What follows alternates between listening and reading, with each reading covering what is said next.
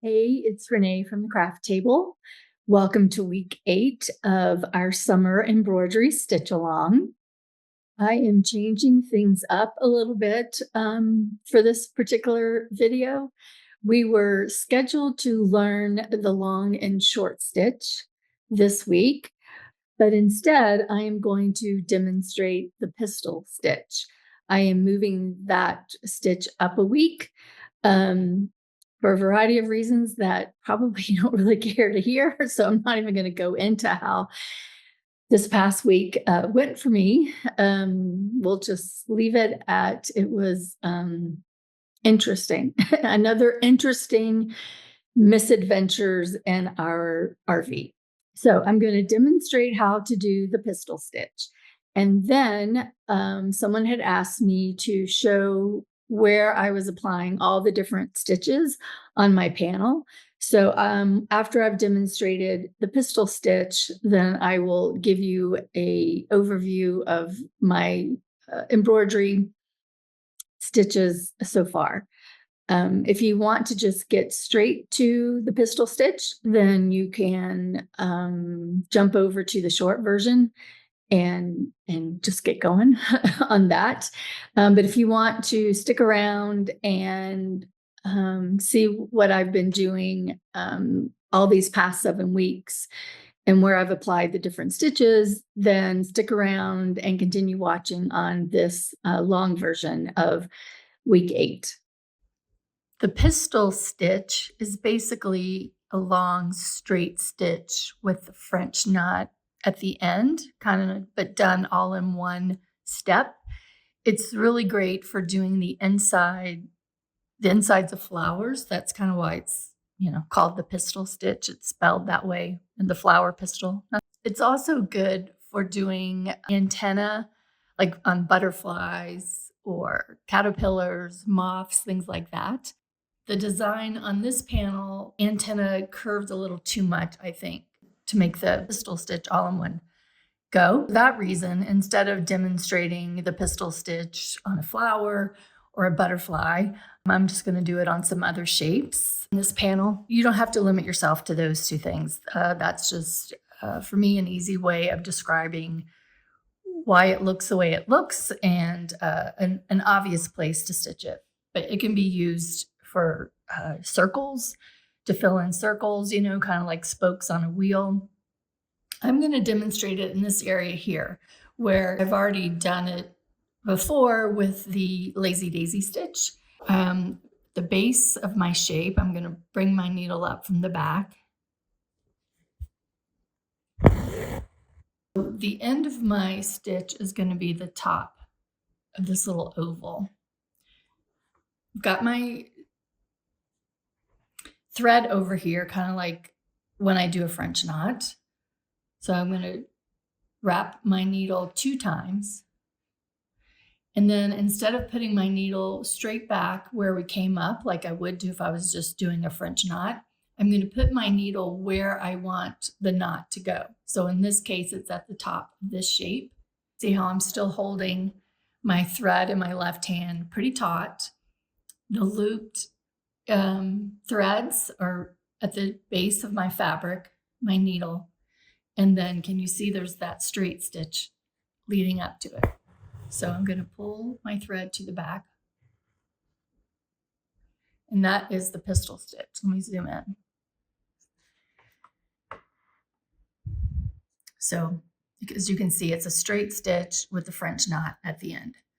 So let me do that again. I'm going to do this little oval to the right of the other one. So I'm bringing up my needle at the base of my stitch. I'm holding my thread taut, wrapping my needle 1 time, 2 times. And then instead of putting it down where I came up, which is how we do the French knot, I'm putting my needle at the top of my shape where I want the end of where I want the stitch to end.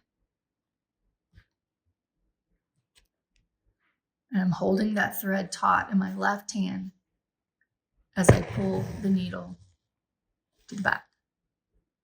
Pretty easy, right? That's really all it is. Bringing up your needle, wrapping your thread like you're doing a French knot, but holding that wrapped thread while you place your needle at the top of the stitch, rather than at the base of the stitch, and pulling it through. It's a pretty simple stitch. I'll demonstrate it one more time.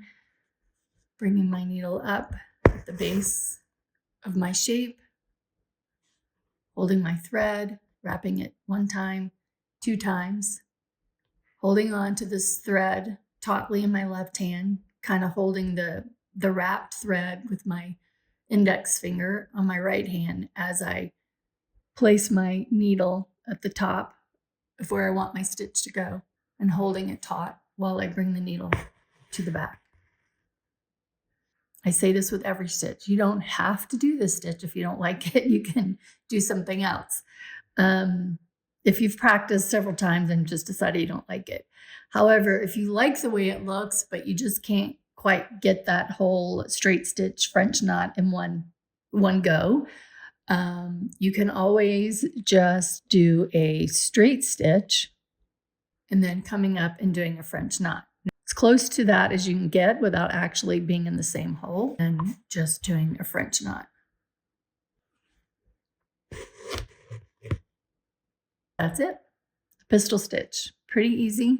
If this was a little bit straighter, you could do that. So you have like the straight line of the antenna with the little French knot at the end.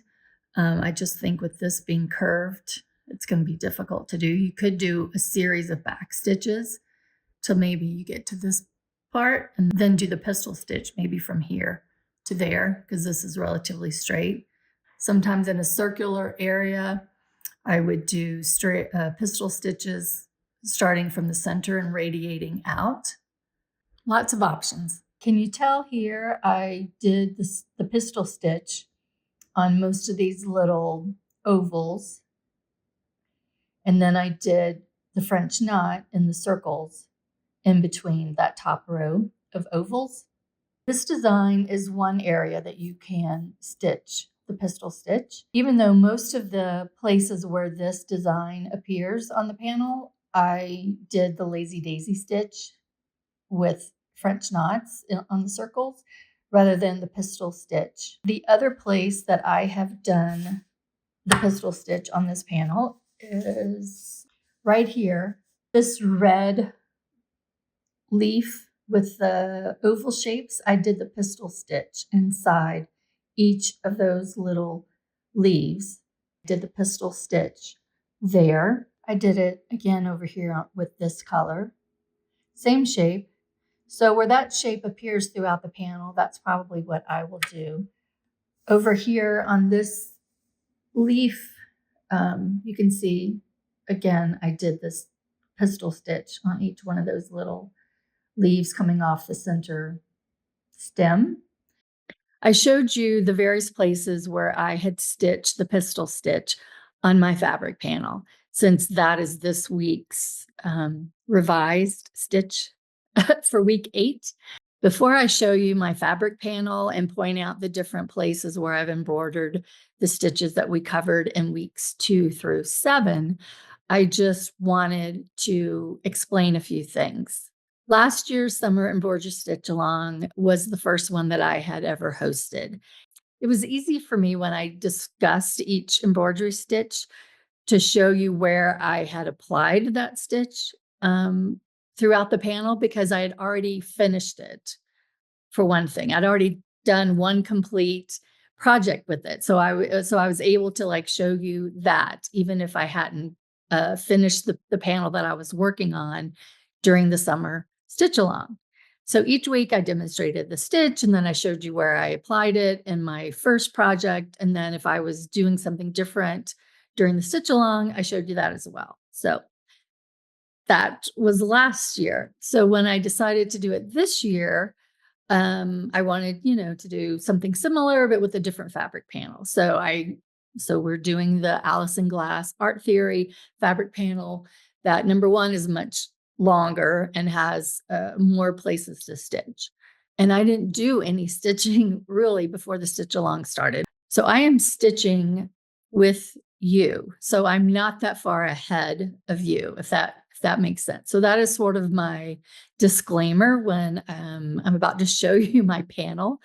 If you wonder why there's a lot of empty spaces, because I am stitching along with you. Also, I am stitching a couple of different panels.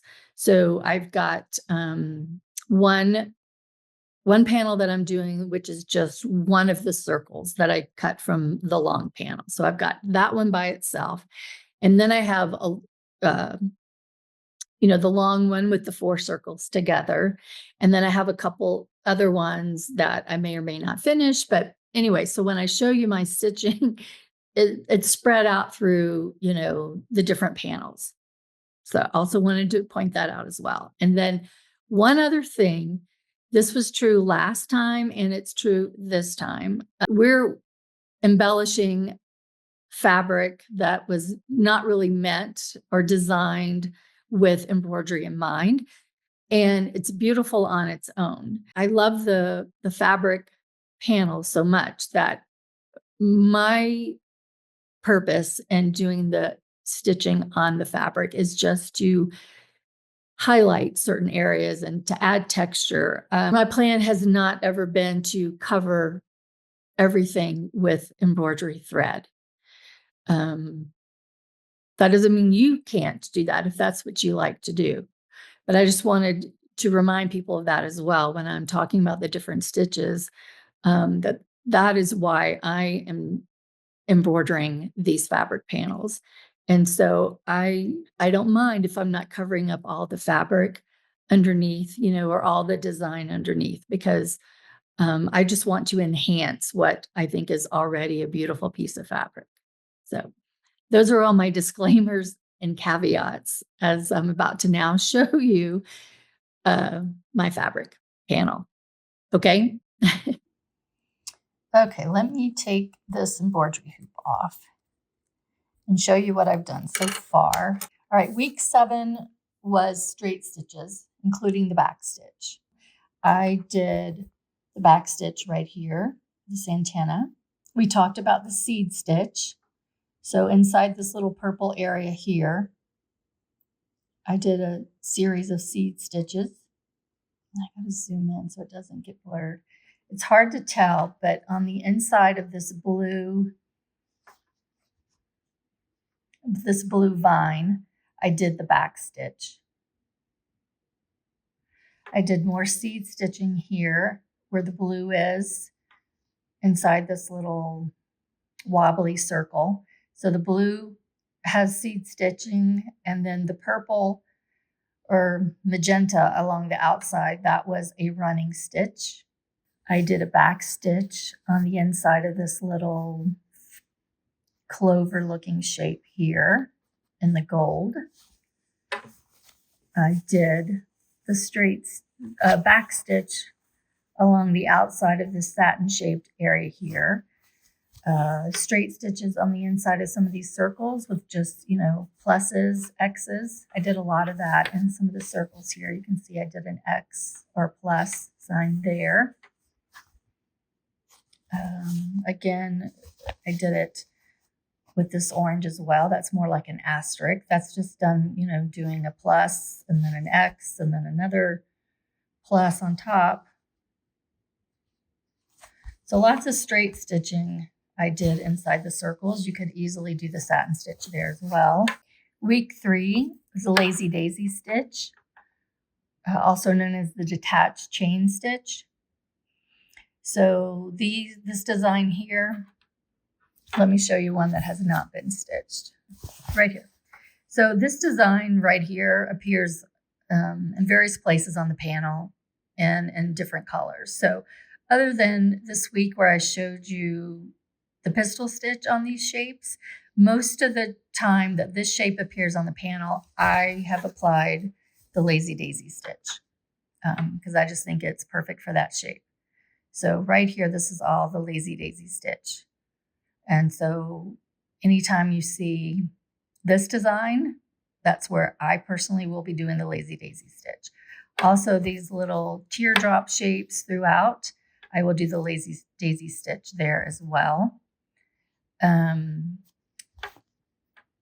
I did this on when I was practicing. I don't really like it being so large, but I did the lazy daisy stitch here as well with these big orange peel type shapes. So again, you can see the lazy daisy stitch here. There's more straight stitching here, seed stitch, lazy daisy stitch, the 2 green, and then the aqua. And then on this blue leaf, fern, palm type shape, I did lazy daisy stitches as well. You can see here, there's like 3 on that shape, 2 on that, just depending on what, how big of a space it was. So this is what that shape looks like before I stitched it. More lazy daisy and the purple right here. So in this area here, with these what I call teardrop shapes, those were all done with the lazy daisy stitch. And then over here in between these like bird looking shapes, I did 2 lazy daisy stitches to fill in that shape. So yeah, so here's that same shape. I did 2 lazy daisy stitches. Over here, I did in that center, I did satin stitch with the back stitch around. Now on either side of it is the fly stitch, which we have not discussed yet. So you don't really need to look at that stitch at the moment. So whereas last year with the blue magic panel, if there was a shape that was repeated within the panel, I tried to be consistent with my shape. With this panel, I'm not worrying about it because there's so much going on. I don't think it really matters. And I kind of like the fact that I can do different, I can just play around and experiment with the stitches. So that gives you a pretty good indication of where you can do the lazy daisy stitch. Week 4 was a chain stitch. And that's basically builds upon the lazy daisy stitch over here in the green. So this yellow along the wings of this butterfly or dragonfly, I can't really tell, or moth, I did the chain stitch. So that gold is the chain stitch. This yellow is a chain stitch. Over here is the chain stitch. Oh, here's another use of the pistil stitch. I'm not sure if I pointed that out before. This blue is also the pistil stitch. More chain stitch. I love to do chain stitches to outline things. I could easily do it on this shape here where the burgundy is. Did it here on the outside of this little butterfly. Didn't point out this either. Here's some back stitch right here. Satin stitch, which we haven't talked about yet, but that purple is satin stitch. So chain stitch, again, this blue is a chain stitch. Here's more lazy daisy stitch right here. This is that same shape where in green and in red I had done a pistil stitch. This time on this color, I decided to do the lazy daisy stitch. So that's just another example of how you can use more than one stitch in a certain area. So a lot of chain stitch. Here's more back stitch. This burgundy here is back stitch. Here's some more straight stitch that I think I didn't point out before. These little purple lines, that's just a straight stitch, and then the chain stitch around it. Week 5 was the raised chain stitch. That's this chartreuse color right here. That's the raised chain stitch. I did the raised chain stitch over here in the orange, and again in this red color. And I will probably do a lot more of the raised chain stitch and in some of the similar places that I've already demonstrated it. So for example, this shape here, this lime green, I would probably do the raised chain stitch there. Week 6, we did French knots. There's French knots here, French knots here, and there, and more here. I'll do them where these circles are here. I just haven't gotten to them yet. I'll probably do them here where these blue ones are as well. Now these bigger shapes, these bigger circles, that's where I, in the other panel, I did more of a straight stitch.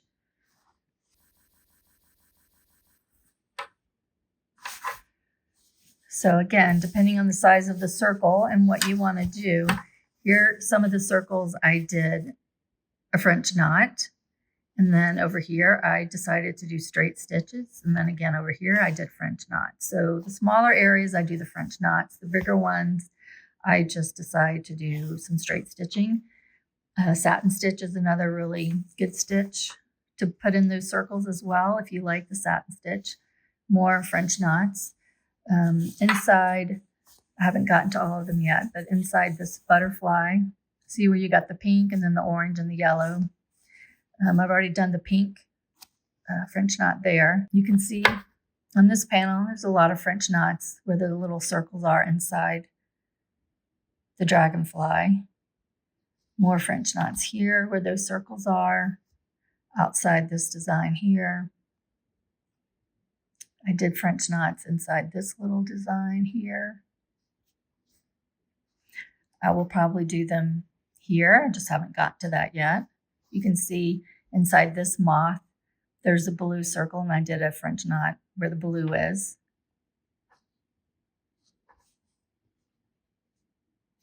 So here's a butterfly where I've already done, you got green and blue and pink. I've already done French knots in those circles. So lots of places to do French knots. And then last week was the satin stitch. So I did the satin stitch here.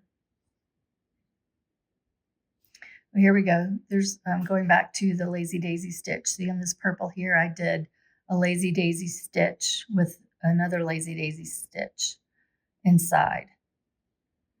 But yeah, satin stitch, I did that here. Here it is again with the satin stitch. And then if you wanted to, these shapes along beside it, I call them like orange peel shapes. You could do the satin stitch there if you'd like. Over here, these purple stripes, I did straight stitch here.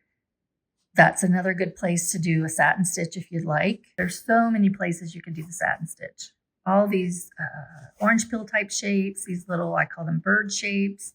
You could do the satin stitch if you wanted. You could do the satin stitch, these gray areas inside the wings. I did the satin stitch. I think I've already pointed this out, inside this oval orange peel type shape, inside this purple. And I'm going to go back and do the other ones as well with the satin stitch. Keep in mind, I'm just showing you where I've stitched certain stitches on my panel. It's just a guide or suggestions. Feel free to do whatever stitching you want to do, where you want to do it. But I did have some people asking, so instead of waiting to the end, which was my original plan, when I had more stitching done, that I was going to show you where I stitched everything like that last week. But I've had several requests to go ahead and show the stitching sooner, so that's what I'm doing, even though I still have a lot of stitching left to do. And then some people like to see the back. This is the back of some of my stitching. Now, I've got mine lined, so it's okay that I jumped a little bit here. It's lined, so you won't be able to see it on the front. I hope this glimpse at my stitching helps you a little bit. If you have questions about where you should apply a certain embroidery stitch, feel free to ask me that. Or if there's a certain area on your panel that you are wondering what would be the best stitch, I can try and help you with that as well. I will see you next week. And until then, happy stitching.